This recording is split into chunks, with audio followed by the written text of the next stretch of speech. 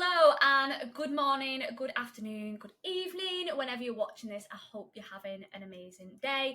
Welcome back to Built for More. And I think I actually got the last podcast episode wrong.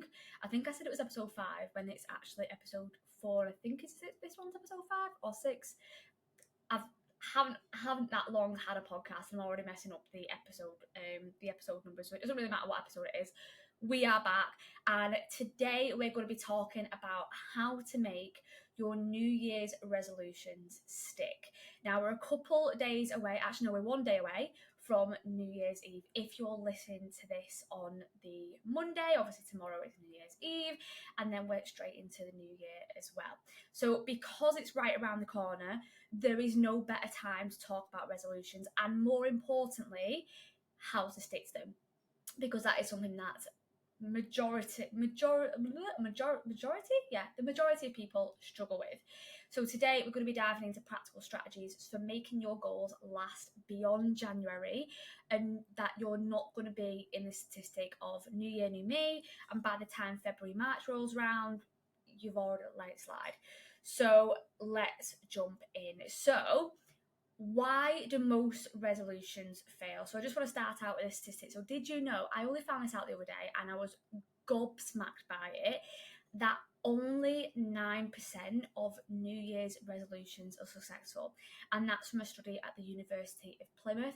And if you cross the pond and go and look at the US studies, they're even more shocking as well. But because I'm in the UK, majority of people who listen to this, majority of my clients are from the UK, we're going to stick to a UK study. But yeah, only 9% of New Year's resolutions are successful. So we're going to be in that 1%. And if you continue listening to this podcast, you definitely will. So the common reasons for failure, and something that I definitely did way before being successful on my fitness journey, is setting vague or unrealistic goals. And this is something that I will call out my clients for doing when I ask them what their goal is when we start together, or maybe their goals tend to change as we continue working together, and you might have this vague goal of, I want to lose weight, or I just want to be stronger, I want to look better. It's like, okay, what does that mean for you? And unrealistic goals might be, I want to lose, 10 stone in 2 months. And it's like, what? So it's little things like that. It's like, I want to run a marathon in 6 months, and you've probably never ran in your life. Little things like that are just unrealistic. And also speaking of unrealistic, is trying to do too much too soon. So this is something as a PT, and I do still do one-to-one PT as well as online coaching. This is something that I see quite a lot with gym goers, and you'll have someone who's just started to the gym and they come every single day for 2 weeks. They burn out, or they might even burn out in the first week, and then you won't see them again. And this is very, very common. And if you followed me online, you know that I've been a fitness coach for 5 years. It's probably coming up to 6 now, which is just terrifying. But yeah, I've been a fitness coach for that long. I've been training for 10 years. I am a pro fitness model with Pure Elite, and I'm going to be competing again next year in bodybuilding. And even though I love fitness and I love the gym, you will not see me in the gym more than 5 times a week. And even right now, I only train 4 times a week, and then I've got a little bit of cardio as well. Like, I'm not cutting at the moment. I'm in my improvement phase. But yeah, even when I'm prepping, I will not be in the gym more than 5 times a week. So this is something that I see happen all the time, and something that I say to my clients. And sometimes, like, if I'm chatting to one of these newbies in the gym, is that I'll tell them, distance makes the heart grow fonder. And if you smash out the gym every single day, or more, 6 days a week, no wonder you don't like the gym because you're spending too much time there. Chill out, take some time away from it. And also, people who do 2 to 3 hour sessions when they've just jumped into the gym, it's no, start slow, start small, and slowly build up from there. Because my sessions at the moment are about 1.5 to 2 hours, but I've seen some people in the gym that'll be in there for 3 hours, and I'm like, why are you taking so long in the gym? No wonder you don't like your sessions. So yeah, or they'll do like three 1 hour classes back to back, and it's like, what, how are you keeping that intensity up? But it is what it is. And another reason in terms of common reasons for failure is a lack of a deeper why. Like, you don't know your reason why. So for example, you might say you want to lose weight, and again, you might end up being more specific about that, but you don't know why you want to do that. Like, it might just be, oh, to look good. Okay, cool. Why? Oh, like, so I feel better in myself. Okay, why? What are you going to do with that? How is that going to change your life? And sometimes when I speak to clients and we dig and we dig and we dig, it might be something like really powerful. Like, I want to see my kids, and right now they might not believe that they'll see their kids grow up, which might be really emotional for them. Or it might just be that they don't believe their partner thinks they're attractive anymore, and they maybe want to be a little bit more confident in the bedroom. And again, it's just digging and digging and digging to find that reason why. And it may be even a case of they've seen their family members succumb to diseases because of them being overweight, and they don't want to be, almost like they don't want that to run in the family. They want to take control of that. So again, it's digging and finding that reason why. So basically, when you are lacking motivation, because you're a human at the end of the day, that lack of motivation is going to happen. There is going to be times where life gets busy. There is going to be times where you really don't want to carry on. Is that you can dig onto that reason why, you can utilize that reason why, and it will keep you going again. So when I was at the very, very end of my photo shoot prep, which I finished a few months ago, I was at the point where because I was getting very, very lean. I wasn't getting a good kind of lean. It was very, very lean. And as a female, it's very difficult to get to that point in terms of leanness. And when I wasn't feeling good, when I was fucking exhausted, my why that helped pull me through is I am walking the walk for my clients. I am showing them that you can do whatever you want when you set your mind to it. And I told my clients, I am doing this photo shoot and I am pushing myself. So I essentially was walking the walk for them. So when I did feel pretty shit, if I'm being honest with you, and when I definitely didn't have any motivation left, and I was feeling like death, that's what pulled me through as well. So it's having that deeper why, that when you really, the last place you want to be is a gym, that you can pull on that to help you. So ways that you can think about this is, like, as I said before, about hitting the gym 6 days a week.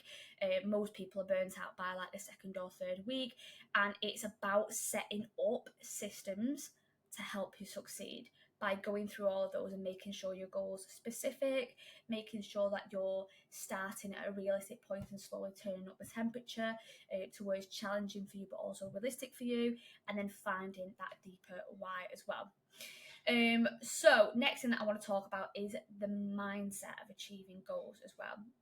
Now, if you are watching this on YouTube and Spotify and you have the ability to pause this, I do want you to pause this in a second. I want you to spend a little bit of time, like maybe say like 5 minutes, thinking about your why. Why does your goal matter to you? And ask yourself, why is that resolution and why is that goal important to you? What will that goal, once you have achieved it, what will it help you feel or achieve in the bigger picture in your life? Like what will it affect? How will it change your life? Can it potentially impact other people's lives as well? So for example, if you have a partner, if you have family, if you have little ones, how will you achieving that goal potentially impact them as well? Can it potentially impact your work? Can it potentially impact the way that you act and feel when you're on holiday, when you're, I don't know, presenting in front of work colleagues, when, I don't know, when you're on a night out with girls, when you're in the bedroom with your partner? Could it how can it affect the rest of your life as well? And it's about really digging into that and having a proper think about that. And if you're not sure, this is something that you need to work on, because if it's not going to affect anything, why do you want it? Why do you actually want to achieve that?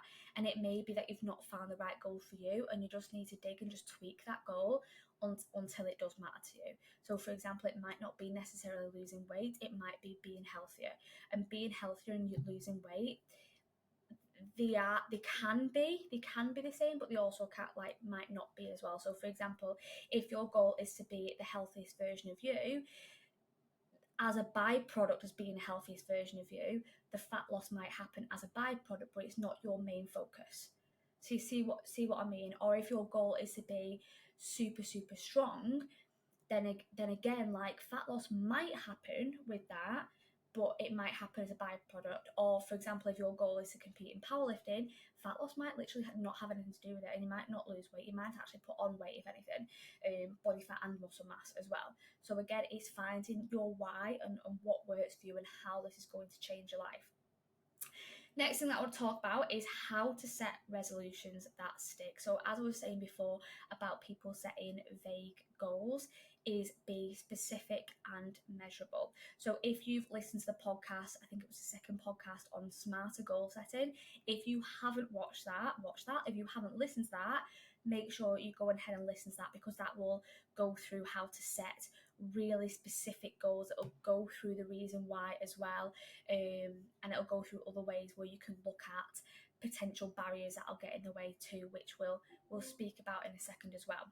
So with specific and measurable goals, instead of saying something like vague, like I want to lose weight, maybe you can say something like, I want to lose 10 pounds by April by following strength training, a strength training program 3 to 4 times a week, and tracking your nutrition and making sure to hit a protein goal. And that protein goal, of course, will be worked out for you as well. If it's a case of you don't necessarily give a fuck about a scale, maybe it's a case that you want to, you want to be a specific dress size for an event or a wedding or something like that. If you're currently a size 16, instead of saying, oh, I want to be a smaller dress size, and let's say you're size 16, maybe it's like, I want to be a size 14 in a couple months' time, and then I want to drop down to a size 12 by this specific date. And again, because I'm following a strength training program, tracking my nutrition, maybe you decide to up your steps to 8,000 if you're not really getting that much at the moment, and maybe you're going to do 20 minutes of cardio twice a week as well. Like, again, be very specific. And again, if you need to be even more specific to help you, like, I am going to go to the gym at this time on these days to do these sessions, which is what I say to myself. So on a Sunday, I'll sit out and plan, these are the days that I'm going to do my sessions.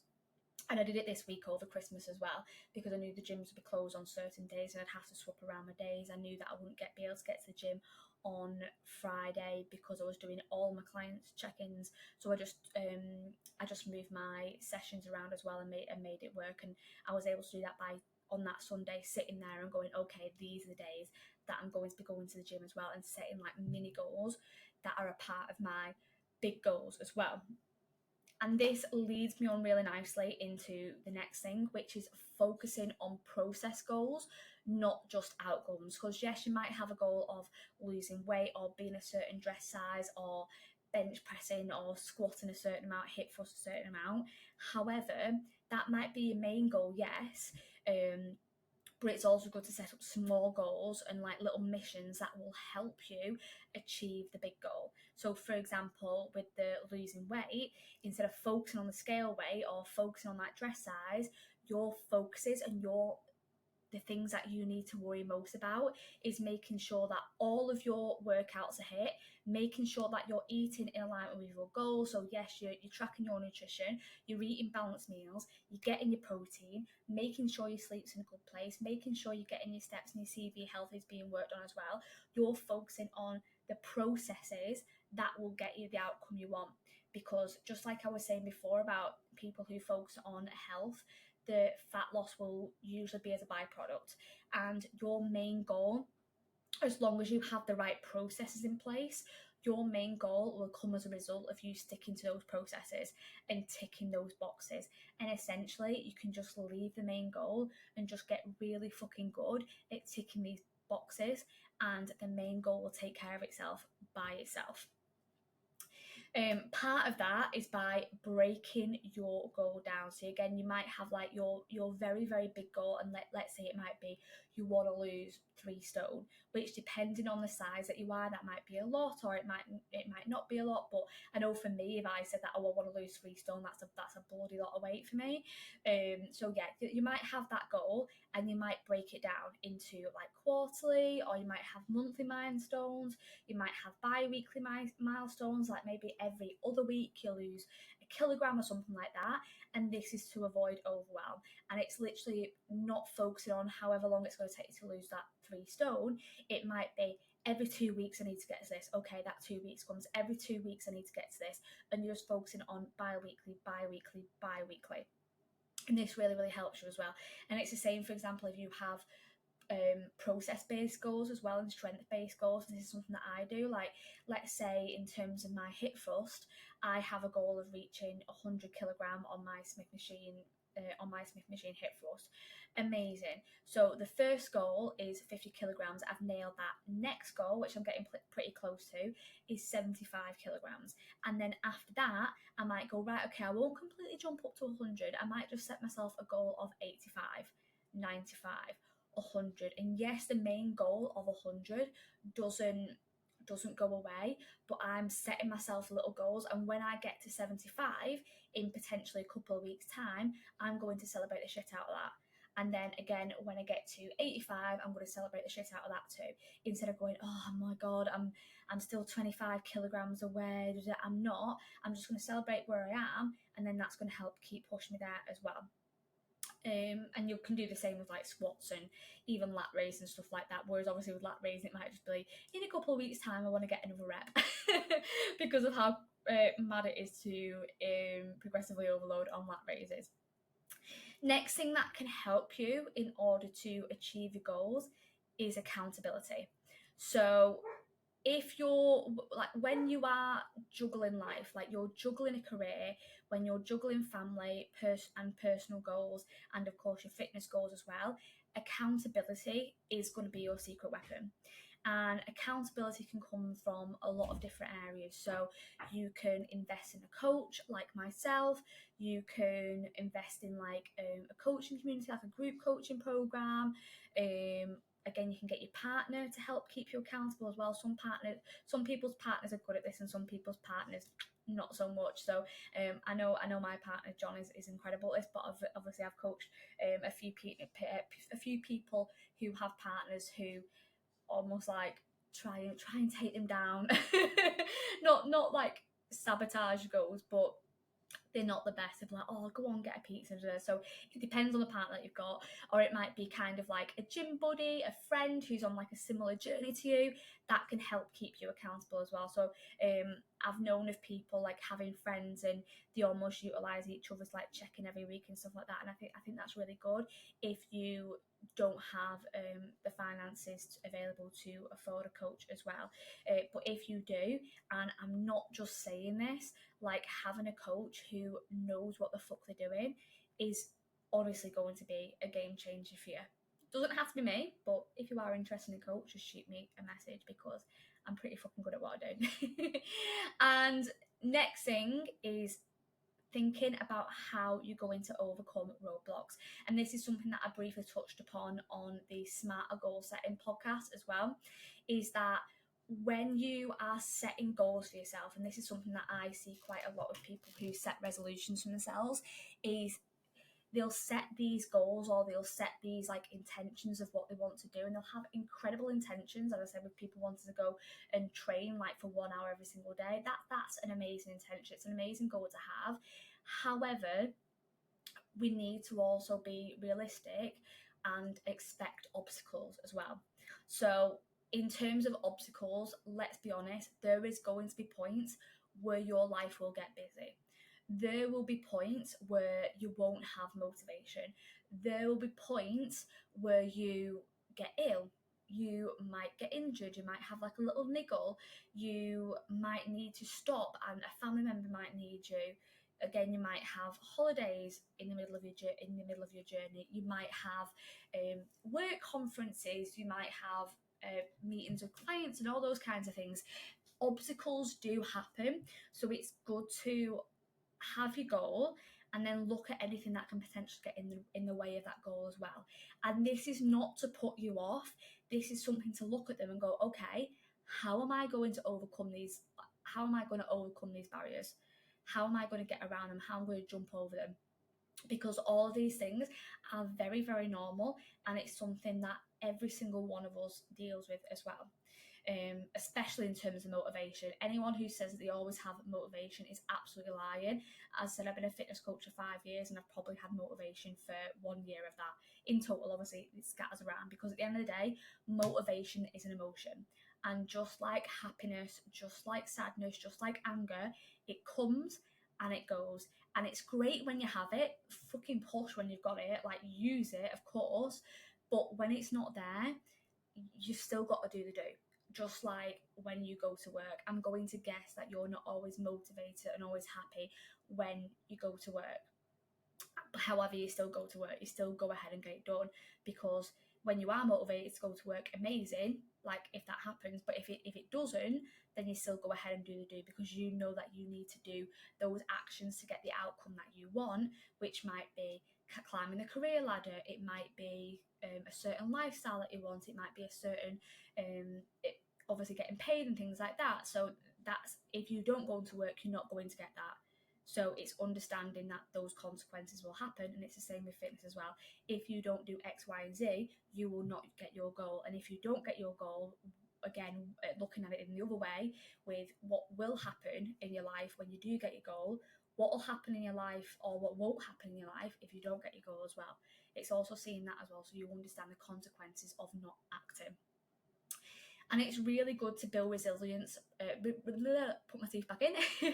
It's also really good to build resilience by planning for setbacks as well. So, what is your backup plan if you miss a workout? What is your backup plan if you lose your head and press the fuck it button over the weekend? What is your plan if you get unwell? What is your plan if like work gets completely nuts? What is plan B?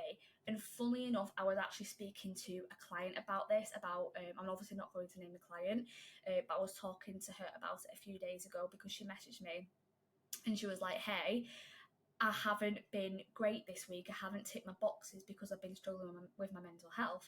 And this particular client does struggle with mental health, and she ended up taking herself to hospital because of it, which I'm really happy that she did do, and she got the assistance that she needed. But she did obviously open up and speak to me about it, which I was super, super happy about. And I just told her it's one of those things, we're not going to feel guilty about it, we're going to move on. However, I did ask her, can we come up with a plan B when she's not in the best mindset? Because obviously when obviously she got out of hospital and went home, she still mentioned that she was in that depression pit, and I'm smiling because that's what I call it as well, because I've struggled myself with mental health. So she mentioned that she was still feeling like that, and I said, right, okay, let's just focus on what you can do right now just to start feeling 1% better. But let's think about in the future, when you end up in this headspace again, because you're human, like more than likely it's going to happen again, or if it happens again, what can we put in place that is like the bare minimum?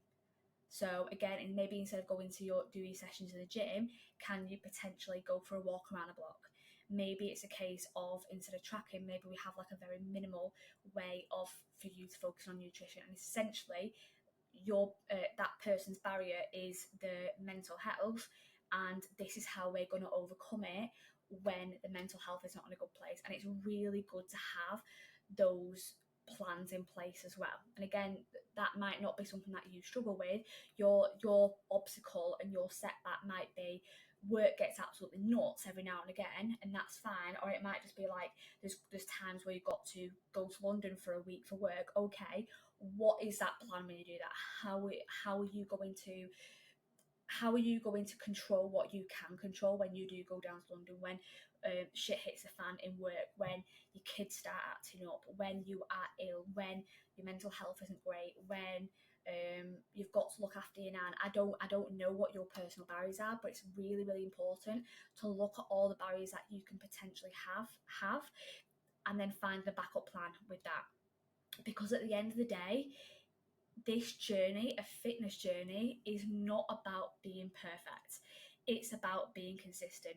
And as some and as a normal human with a life and shit going on, and someone who's potentially not a coach who's listening to this, you will have things that are coming up, and you've got to find your ways around, your ways working around those barriers as well. And this is something that I talk to my clients about a lot, and something that I help my clients with one-to-one as well. And it's finding what works for them, not what works for everyone, because it's at the end of the day, I think working with real people, it's about, and by real people I mean people who are not in the fitness industry, even though I know people in the fitness industry are real people, but you know what I mean. With working with quote unquote normal people, is you can't just have a one size fits all, because everyone's life is different. And that's what sets me apart from other coaches, is that I do like to get to know my clients. I do like to get to know their lives. I do like to get to know their personal barriers, and we make personalized approaches to get around those as well, and win, and be, and again, control the controllables. Remember as well that every small win builds momentum. So something that I was talking about with my clients over this winter period and this Christmas period is I asked them all to reflect on how the way that you acted this Christmas, how was it in comparison to last Christmas and the Christmas before that and the Christmas before that. And if you have got that 1% better, that's a fucking huge win. If you've maintained this month, whereas last year and the year previous you piled a load of weight on, that's a fucking huge win as well, because you will get better and better and better. And it's also really good, especially when you start out, to celebrate the small victories. So it might be drinking your water goal if you struggle with water. I'm one of those people who really, really struggle with water. So when I do hit my water goal, I do celebrate it, because for me, it's something worth celebrating. Or it might be showing up for your 20 minutes of cardio, or it might be getting your 8,000 steps because you're used to getting 4,000 steps. All of these things are huge for you. So celebrate them as well, because they are going to be the building blocks for the bigger journey at the end of the day. So I just want to go over what I went through on this podcast. So this is going to be your 5-step plan for success with your New Year's resolution. So the first one is define your goal and get super specific with it. So we're not going to have any blasé goals like I want to lose weight. We're going to have very specific goals, and we're going to have measurable goals as well. Again, if you want to know a little bit more about that, then please go and watch the Smarter Goal Setting podcast as well, because that is going to be brilliant to help you get super specific with them too. I also want you to identify your why to help you stay motivated, or actually, let's rephrase that, to help you stay dedicated when motivation wanes. So finding your why and making sure that why gives you some kind of emotion. Now, for me, my why kind of gives me like a fuck yes, like emotion. Or it might be something that gives you kind of like a little bit of fiery anger, but kind of like an exciting anger, if that makes sense. Or it might give you exciting, or it might give you kind of like a nervous, excited feeling. Or it might, I don't know, it like it might even make you like a little bit like upset as well and emotional. And as long as it gives you some kind of emotion, that's good, because you can utilize that and you can use that for fuel to help you do what you need to do. Then with the goal that you've got, you need to break your goal into smaller milestones as well, and find, again, breaking it down, not even just into smaller milestones, but into processes that are going to help you get your big goal as well. And again, as I was saying before, finding those processes, finding those habits that support your goal, and finding accountability to keep you on track, whether that's investing in a coach, whether that's help getting your partner to help you, finding like getting a friend who's potentially on the same journey as you, finding a group that'll be able to help keep you accountable as well. Again, just having that accountability, or maybe even it's making a fitness account on Instagram or TikTok so that you can hold yourself accountable and just post yourself and post yourself and show people your journey of what you're doing as well. So I want to make sure that this year that you don't just set resolutions. I want to make sure that you're all creating habits to align with the woman that you want to be. Now, if you want to take it a step further and you want personalized support, reach out to me at Body Balance. If you don't follow me on Instagram, what you're doing, follow me. There is on the description, it does say my Instagram handle, but if you don't know it, it's Siobhan, spelled SIOBHAN.bodybalance. So follow me on Instagram if you're not already. So reach out to me there, shoot me a message over, and let's make 2025 your year of transformation, making sure that you stick with your goals as well. And if you found this episode helpful, make sure you share it on Instagram and tag me so I can, first of all, so I can see that you've shared it and so I can thank you as well. And please leave me a review. And if you have any questions, again, shoot me a message over on Instagram or leave me a comment if you're on YouTube, or if you're on Spotify, you can also leave a comment on this episode as well. And other than that, go out, smash, like make sure you've got bulletproof goals like I've just gone over. And if you need any help with this, you know where I am, and I am always happy to help people find a goal, get specific with a goal, and smash their goals as well. So other than that, I hope you have an absolutely amazing rest of your morning, afternoon, and or evening, and I will see you on the next one.